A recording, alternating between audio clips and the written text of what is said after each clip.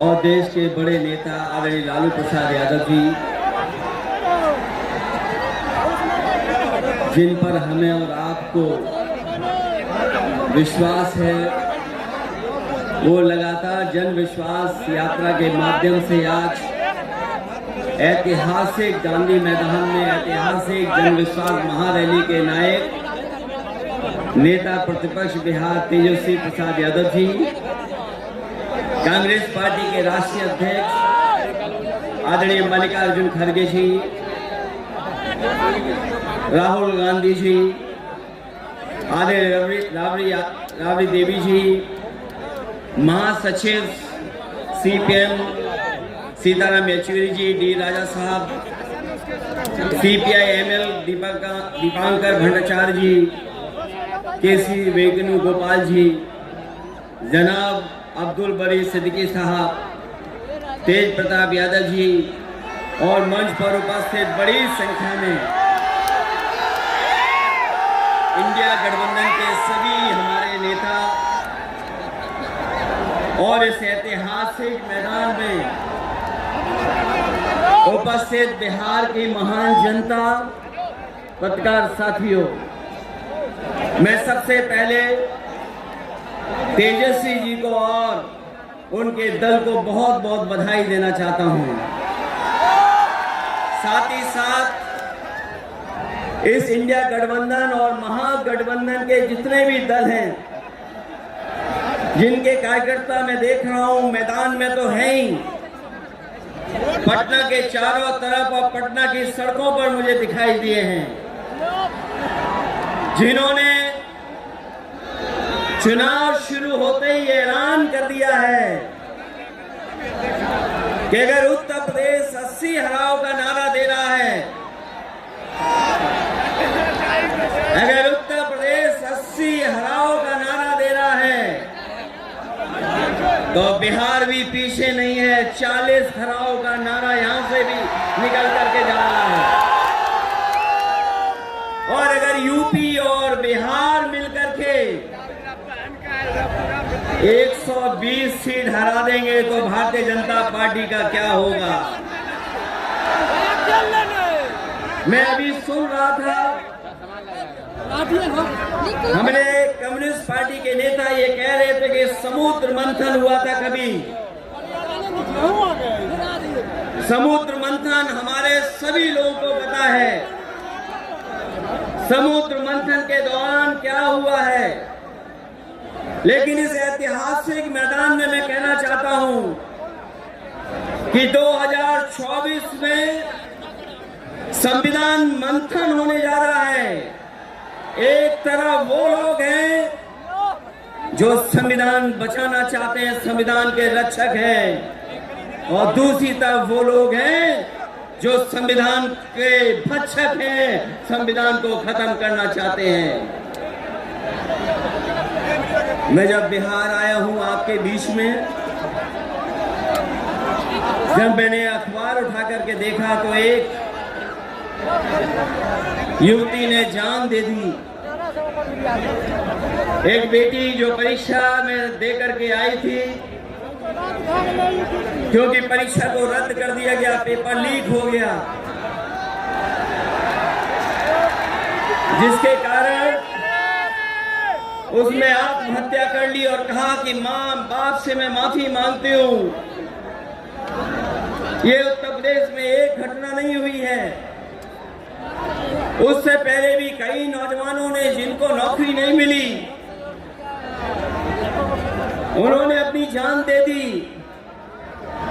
जिस शेर से मैं चुन करके आता था, वहां भी एक ब्रजेश पाल बेटे ने, हमारी आपकी उम्र से कम उम्र, उस नौजवान ने पढ़ी लिखी डिग्री जो थी, उन डिग्रियों को जला करके और आत्महत्या कर ली।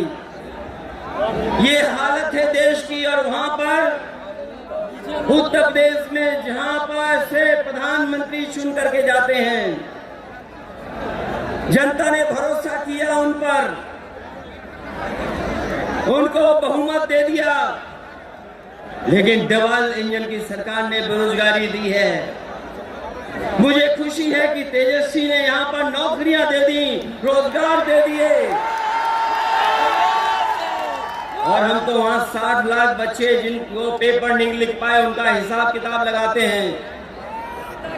उनका अगर हम बड़ा परिवार न माने, केवल 3 सदस्य परिवार के माने, बेटा और माँ बाप, तो 60 का गुणा 3, 1 करोड़ 80 लाख वोट और 1 करोड़ 80 लाख लोगों को अगर हमने भाग दे दिया 80 लोकसभा से, तो केवल उत्तर प्रदेश में 2,25,000 हर लोकसभा में वोट कम हो गया है।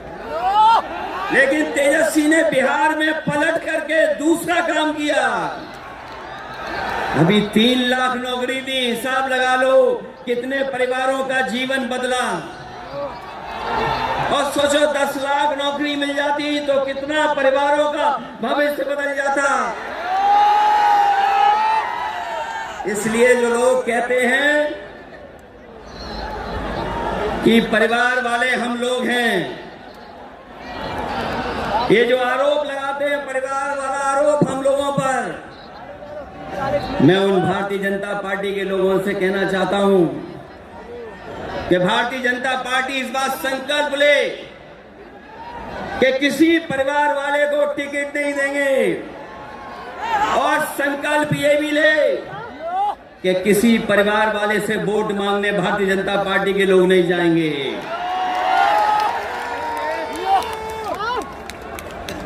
मैं तो ये जोश देख रहा हूं यहां मैदान में,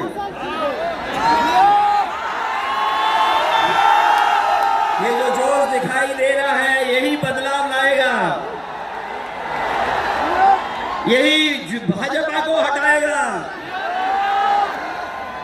जब जोशीले नौजवान मिल जाते हैं तो बड़े बड़े लोगों का तख्त हिल जाता है। तो इस बार उन्हें आप बाहर करोगे कि नहीं करोगे? पहली सूची बीजेपी की आ गई, उस सूची में बिहार बाहर है, बिहार नहीं है उसमें। इसलिए बिहार से वो बाहर जाने वाले हैं, यूपी वाले भी बाहर कर रहे हैं उन्हें। इसलिए मैं आप सबका धन्यवाद देता हुआ और आदरणीय लालू प्रसाद यादव जी का मैं विशेष धन्यवाद दूंगा कि जो इस रैली में पधार करके न जाने कितने लोगों का मनोबल बढ़ाने का काम कर रहे हैं। न केवल यूपी के लोगों का, बिहार और देश के लोगों का मनोबल बढ़ा रहे हैं। और जो तकलीफ और परेशानी उन्होंने जीवन में देखी है वो राजनीतिक देखी है। ये राजनीति की वजह से तकलीफ और परेशानी है। मैं अभी तेजस्वी जी को सुन रहा था, उन्होंने कहा कि एक एजेंसी आ गई। ये एजेंसी इसलिए आई है कि राजनीति में हम लोग हैं, और हम लोग अगर इनका मुकाबला न कर रहे होते तो कोई एजेंसी नहीं आती।